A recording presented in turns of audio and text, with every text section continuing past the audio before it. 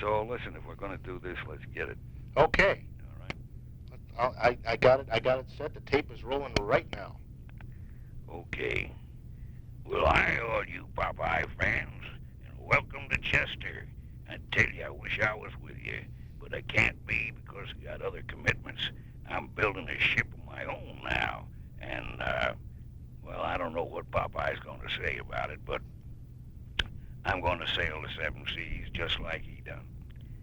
Long time since I've done this kind of thing, you know, so I want to wish you all a happy time out there and, you know, enjoy it and think of me, and I wish you all the best.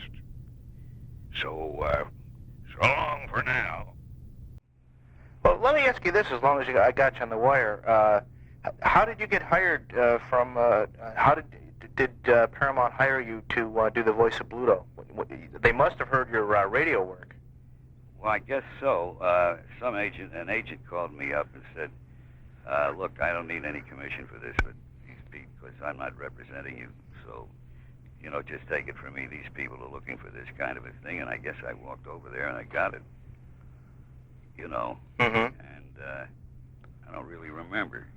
Well, that would be, I guess that would be toward the end of World War II, about 1944, somewhere around there? It was before that. Okay. Before World War II. Because I started doing it in 1939 or 40, because then all of a sudden we had a real disaster because Mercer got drafted. Right. And I didn't. And because I had a... Well, there are a couple different Bluto voices, and it's kind of hard to figure out exactly where you came in. When Fleischer had it, there were two guys who did it down there, and I had no idea who did Bluto or anything else. I had no idea who made Popeye, except, you know, I knew the name Fleischer. Mm-hmm. And, you know, I'd see them in the movies. I had no idea I was going to get into this. And so when Fleischer lost it and it came up here, they had to replace him. And I don't know, this agent, long gone now, sent me over there. And I started doing it. They liked what I did. I came into a room and I did the Bluto voice, and they said, that's it. We were talking about the Fleischer cartoons before. Now, when Famous hired you to do Bluto's voice, there had been, I guess there had been 4 or 5 actors before you. Yeah. And this was okay. This is when Famous was in New York. This was probably middle, I guess, of World War II, somewhere around there. It was at the beginning. Well, because I remember when Jack got drafted, and we didn't know what we were going to do. I've heard that. I have never heard any cartoons with her voice, but I've heard they... I don't know you have, that you have... You don't know that you've heard her doing Popeye. That's how good she was. Did they not speed up, but... and everything. Did they what am I trying to say? Record the track slower, or what did they do? She could do his voice. They didn't have to do a damn... I don't know what they did in the control room. Huh. But she did Popeye, and you couldn't tell. You knew it was May because you saw her and listened to her doing it. Right. But if you hadn't been there, you wouldn't know. I can tell. Right, because you know the pitch, you know. I know because I know May's voice. Right. And I knew Jack's voice. Well, what I would know when it was May. Well, what I'm getting at is the guy I'll have to send you this tape someday. We did this just for fun. We did a little Christmas story kind of thing, and I tried to do Bluto on this little tape that we did, and I did him the way I think the man's name was Gus Wiki, who did it in the middle to the late 30s. He had that kind of a booming, kind of real breathy kind of a voice. He was one of the guys ahead of me. I've heard that name before. Yeah, the first guy, I guess, was William Pinnell, who did Bluto, and then this Gus Wiki, and then for a very short time it was Pinto Kolvig, who did I don't know that. Goofy. You know, and he didn't do very good Bluto. It sounded kind of like a dumb kind of a character, and that would be about 1939 or 1940, I guess. Well, that's about when I came into it. Then we even heard a couple cartoons that we've listened to over and over again that sound like Jack Mercer might have done Bluto once or twice. Could be. And then somewhere around there came you. And my question is, I guess, is did you try to emulate some of the earlier Blutos to get that kind of a rough edge, or did they just say, just try it and we'll see if it sounds good, or what, or something like that? Well, they gave me an idea of what I was supposed to do. I don't think anybody sat me down and had me listen to a cartoon. I don't really remember. The agent sent me over. They said we have to have a guy because the other guy died or something like that. These fellas used to come up from Florida, or they used to go down to Florida and tape them or record them. And whatever it was, I suddenly walked in there and they said, let's hear you do a gruff, voice. And I turned on my gruff voice.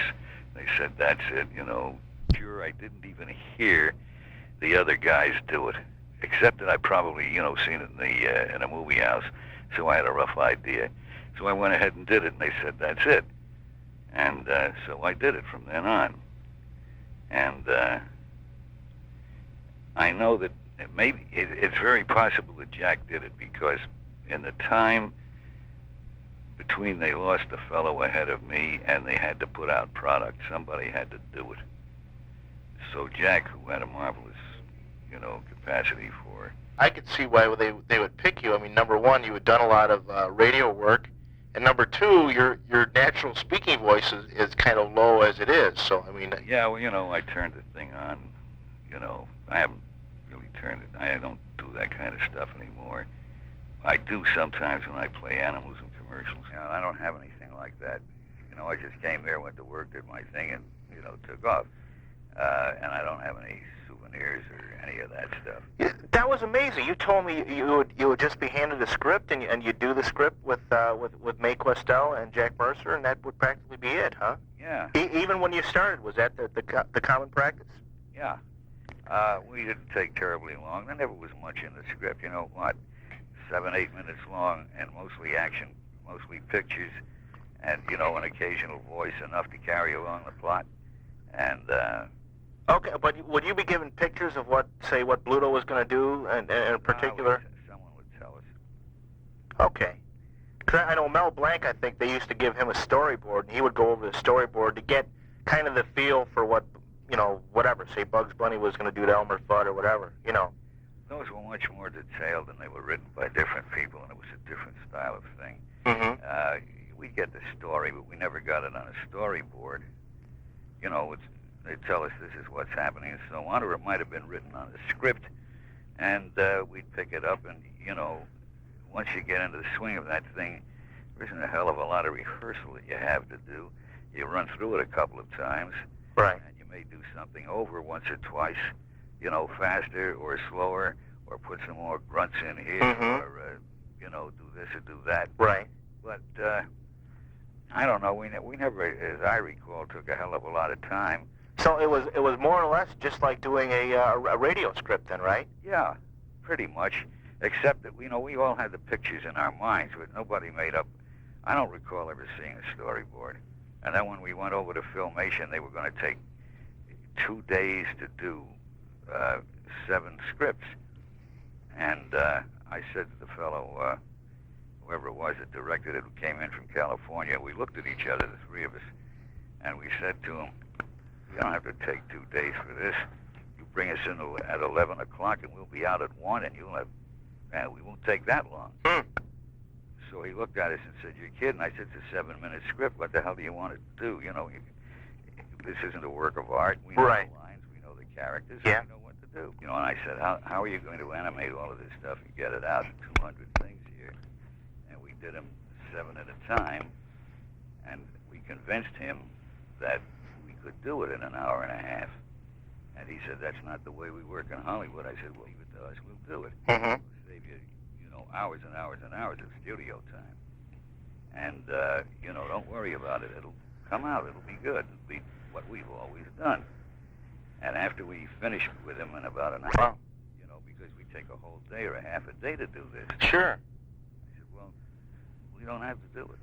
We've been doing it for so long. We know what to do. Oh, you pretty much, after working with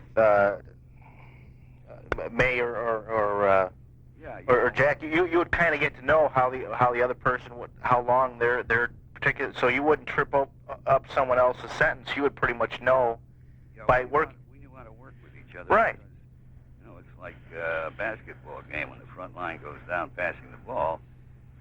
You know who's going to take the shot. Exactly. And so it took us no time at all. Mm-hmm. And there wasn't really, I say 7 minutes because that's what they told us the length of these things was. And that's the way we did it. And when he left, he said, I've got to bring this back to the coast. I don't know what the hell we're doing wrong out there, but this was great stuff. All the ad-libbing that we did, all the line changes because they were funnier. You always do that. And Jack was, a writer on this stuff, so he knew what the hell he was doing. So Right. Now, this is the series for King Features for television, right? Yeah. He was absolutely astounded. And so after that, he would come in, and he'd reserve 2.5 hours in the studio.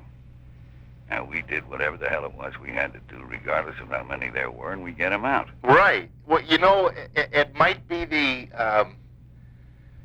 Disney method where, they listen to 20 different takes and then they pick the one that they think is the best. I think Frank Capra said this, the director. I think he said, there are a lot of actors who can get their best takes in their first or second take. Why? Absolutely. It's Yeah. fresh. You get bored with this. Mm-hmm. You go crazy with it because one word leaps out of a sentence when you're on the fourth take or the fifth take. And all of a sudden, while you're reading it, you say, how come they spell it that way? In your head, You start to get distracted. And you stop. And you look at the damn lines, and they're jiggling up and down, in your head. You say, if I wanted to say, hey, Jack, how are you? How many times do I have to say that when I have to look at this and see Jack, I begin to get a little, why did they say it that way? Right. Why do I say this word that Right. way? And you begin to get very upset, and it's a simple word. It's always a simple word. If it's a long, convoluted word, Right. It doesn't bother you. Right. And all of a sudden you begin to go up. And I don't know what the hell it is. I say, take the first take because it's always going to be the best. We read it cold, tape it while we're sitting around a table or something because that one is the one that's going to be the take. Because we're fresh and we're inventive. So you wouldn't even rehearse it once? You would just read it for the first time and go, or? Yeah. No kidding. Yeah, you look at it, you see what you're going to say, you mark it off on the script, and then you go. And the first one is always the best because it's fresh. You've got an idea while you were reading it to yourself. This is the way I'm going to read that. And the other guy's going to pick you up. And that he's doing the same thing, and you're going to pick him up, no matter where the sentence ends or how it is. And so you do it the first time. It's a gem. If you try to repeat it, you're just dull. Right. Because you're trying to match what you did, and what you did was creative. Mm-hmm. What you're doing now is repetitive. It's never any good. Never any good. Do you remember any bloopers or funny things that happened when you guys were recording? No, the whole thing was funny. Because Jack would start to ad-lib, and then the other two of us would pick it up. You had another picture there. And they kept all the tapes. As far as the TV series, I think the animation is horrible, but I think you guys had a lot of fun doing the voices. I mean, that's one of the few saving graces of that particular series because you guys were still Popeye and Olive Oil and Bluto or Brutus. We'd been doing this thing. I'd been doing it for 10 or 12 or 15 years or however long it was. Right. I knew what I was doing. I knew what Jack was doing. I knew what May was doing, and the same goes for them. They knew what we were doing. So we'd go on and we'd do our shtick. So, it's, you know what you're going to do. Let's go team. you know, Mm-hmm. and we hand the bats on and off, you know, in the relay race, and that's it. Sure. And I've heard that so much about comedy, like the Marx Brothers. I guess there was a director who insisted on doing about 15 or 20 takes, and the Marx Brothers just hated it because they thought they were at their best, like you say, the first couple of takes, and usually they were right. The joke is lost. You lose the humor once you do it more than once. Mm-hmm. When they did the series at Hannah-Barbera in the 70s, did they contact you to do that, or did you try out, or? The stuff they did in California that Jack went out and did? Yes. No, and I was a little ticked off about it. I didn't even know they were going to do it until all of a sudden one day I heard they, you know, started on the first one. And I'll say this, the guy wasn't too far off me. He's okay. Yeah, he was. You know, he wasn't too far away from me. I knew it wasn't me, but... I think the guy's name is Melvin, Alan Melvin or something like that. I knew it. I've seen him in the Dick Van Dyke Show and a number of things, and he does kind of have a gruff kind of a voice, so he's not bad. Well... He ain't no Jackson Beck, though. I haven't seen this guy in 35 or 40 years. When he left New York and went to California. And I knew him fairly well when he was here. He probably wouldn't even remember me at all. But I don't think he had a particularly deep voice. I think it was a good put-on voice, and it was a pretty good imitation of me. I don't think he had a particularly deep voice. I think it was a good put-on voice, and it was a pretty good imitation of me. I have to give him. Well, I never was asked. I wish they had, because it just seemed that you and Jack Mercer you guys knew what each other was thinking, and you just had such a great rapport with each other. Well, I don't know that I'd have gone out there to do it, because I was busy enough here, and if I had to go out and stay on the coast, I'd have had a whole new career, a different thing, and I don't think it would have been as good as you know, it's been.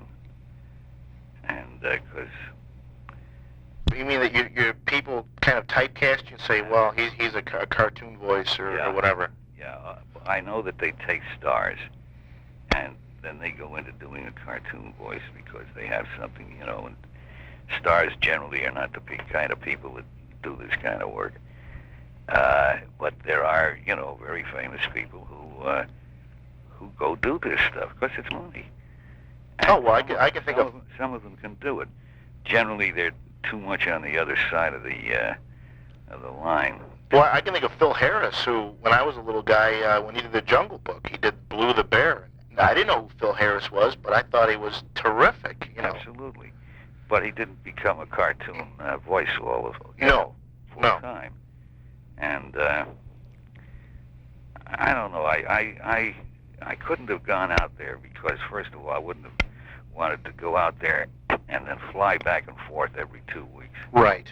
Because I had too much going for me here. I have too much going for me here, fortunately. Mm-hmm. And I wouldn't have been able to take it. You know, the traveling back and forth. And, you know, it would be a real pain in the ass. Sure. I had a life to live here. I didn't want to, if I had gone out with my wife and the kids and all of that, that's a whole other thing. Right. That's a full life change. You know, you yank the kids out of school, they grow up in California, you're in California, which I detest, and, you know, then I'm doing different things, and I don't want to go into movies particularly. Right. So, you know, what the hell would I do except that cartoon series, and that wouldn't support me in a mm-hmm. So I'd have had to have said, if you make the tracks here in New York, I'm your man, but I'm not going to move to California. See, I went to a party, Sid Raymond, who does... Baby Huey? Baby Huey. I had a party for him here, and they showed me a cartoon. They said, gee, we knew you were coming, and so we wanted to bring this stuff along. I said, what is it? He said, it's when you did,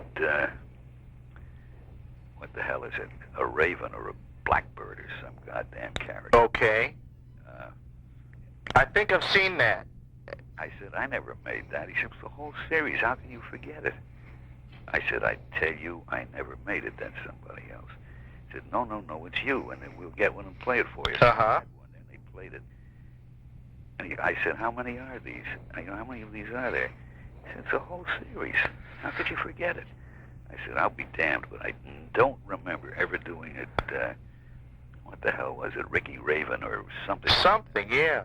And I said, I never did this goddamn thing. He said, but it's you. And I listened to it, and I said, you're right. Yeah, that's funny. I don't remember doing it at all. I think you've done so much stuff, I bet you forget half of the stuff that you did. Well, I do that today. When I walk out of the studio, I put it out of my mind, because if I remembered all this crap, I'd go nuts. Mm-hmm. And so, I do what I did, a job, goodbye, fine, Yeah, I remember once I had asked you about the doing the Popeye cartoons, whether you and Jack Mercer and Mae Questel, whether you'd, ad-lib and have fun and socialize a little bit. I think you told me that all you guys were so busy, you just went from one cartoon or one radio program or whatever it was to the next, and boom, that was it. Well, yeah, except that Mae and I were pretty friendly. And, I never really socialized with her outside of the studio, but we were friendly. We still are. Mm-hmm. Because I really wasn't around the inner workings at any time. Right. Even when I was working, I didn't know what the hell was going on. I got called to, Wednesday we need you, so Wednesday I'd show up. And the only things I picked up in, overhearing conversations. I really didn't know what the hell anything was about, except that all of a sudden when television came on and they had cartoons, I always thought, this is going to come from Famous. And all of a sudden I see AAP. Right. Where'd this crap come from? Yeah. And also, they had really old stuff from before I ever came near to the situation. Right. They had all those great things like Sinbad. I can't get that out of my mind. I saw it when I was a kid. Oh, boy, those were great. And down at the bottom of the sea and all of that. And stuff looked three-dimensional, and I don't know how they did. I forget what it was. I know I was really a kid. This is long before I was. I don't think I was even. I think maybe I was 10 years old or something like that, or 8 years old. And my mother used to take me to the town movie, Saturday afternoon or something like that. Right. And I saw this stuff like, what the hell is it? Probably Sinbad. Sinbad, that was it. Yeah, that was in color. Yeah, that was one of the... It was hand-colored. Mm-hmm. And it also had most of them had a sepia sort of look to them. Right. I recall. And I don't know, there was a thing where he went down to the bottom of the sea. Right. And they had a fight at the bottom of the sea, and he finally got away. And all kinds of, what I remember is that the thing looked so damn real.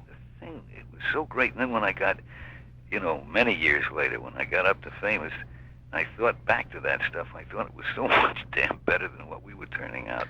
Well, it was art. It was gorgeous. Yeah. And that thing of Sinbad fighting this big crab or whatever the hell it was at the bottom of the sea was so impressive. It was incredible. Yeah. How the hell they did it, I don't know, because they were so advanced considering the state of the art, because movies weren't that damn old at that time. Right. These guys were way ahead. Oh, yeah. And I always had this, you could always tell in those days, it's a flat surface out of the inkwell. Mm-hmm. And stuff like that. And you knew it was a drawing, and you knew somehow they put this together, and everybody moved and so on and so forth. And but this stuff had depth. It wasn't flat. It was three-dimensional. Mm-hmm. It fractured me. Not that says much, because I'm pretty short, but that amazed me. I saw a picture of you in Fred's Popeye book, and I just couldn't believe. I mean, like Jack Mercer. Jack Mercer is a small person. Smaller than I was. Yeah, but I mean, just the set of lungs you got. When I visualized what you must have looked like, I don't mean to be rude, but I expected that you looked a little bit like Bluto. You were just a big guy, Yeah, I know. Everybody always was surprised by that. And my father and I had pretty much voices fairly close to each other, and he was smaller than I, slightly smaller. I think my old man at his best was 5'7", and I'm only 5'8.5". And we went to audition something. He got an audition. He wanted to go into radio. So did I, and he wouldn't let me near it. And I said, oh, you know, I want to go down to your agent and so on and so forth. And I did. I hung around there. Of course, nothing happened. But he said, I've got an audition. Do you want to read with me doing plays? By that time, at, you know, community centers and Right. churches and temples and stuff like that. And he said, you know, I have to audition and I need somebody to read with, so come with me. Boy, I felt somebody giving me the Medal of Honor. And, you know, my father finally gave in. So we started reading a scene or something, and the director pushed the talk back and said, listen, one of you has got to change his voice, either go higher or lower, because you sound so much alike, I can't tell you apart. It Wow. sounds like one man. And I'd never noticed my father's voice being anything like mine. I guess it was, but, you know, you don't listen for it. Everybody knows it's me anyway. Right. You know, so I really try to avoid Well, it. let me just say one more thing. I heard a story. Boy, I can't remember the guy's name. He's a young fellow. I think his name is it Billy West, who does a lot of the cartoon voices for some of the things like Ren and Stimpy and different characters. I Well- don't know those fellas. Well, apparently, this is the story I heard, if I can remember it right. You were at a party, some kind of dinner or something, and some guy came up to you and said that his friend could do a perfect imitation of you as Bluto. And you turned to the guy and said, oh, really? Could I have his name and address? And the guy says, sure, why? He says, well, I want to kill him. I might have said something like that. Yeah, I might have. Yeah, that would be my, you know, that's my sense of humor. Yeah, that's what I thought. I probably did. I don't say I did because I don't remember the incident, but I probably would have said something like that. Mm-hmm. You know, because I would. That's the sort of thing I would say. Get the volume set up and let's do something here, Mr. One Take. All right. Okay. Now, where did I leave the script? In your head. Yeah, in my head. Right. Say when. Okay, I'm ready right now. Okay. Hi, all you friends of Popeye. This is Jackson Beck, and you know I did Bluto for many, many years and enjoyed every damn minute of it. I miss doing Popeye, and I miss Popeye himself because he was marvelous. And he did a great job at it. There'll be nobody else who can imitate him. And as an entertainer, he was an absolute wonder. I'm sorry I can't be with you out in wherever you are in this great big hall, but I wish I were with you. It's not possible because of my own commitments here. I can't afford the time to travel, and tell you the truth, I really don't like to travel that much anymore, but that's beside the point. The point is that you're all together, you're all fans of Popeye, and so am I. And wherever he is, I hope Jack will be listening, and I know he'll appreciate it. I sure do. I appreciate the invitation, and I really deeply regret that I can't be with you. So, what else can I say? Have a good time, have a blast, and my best wishes are with you. And so long.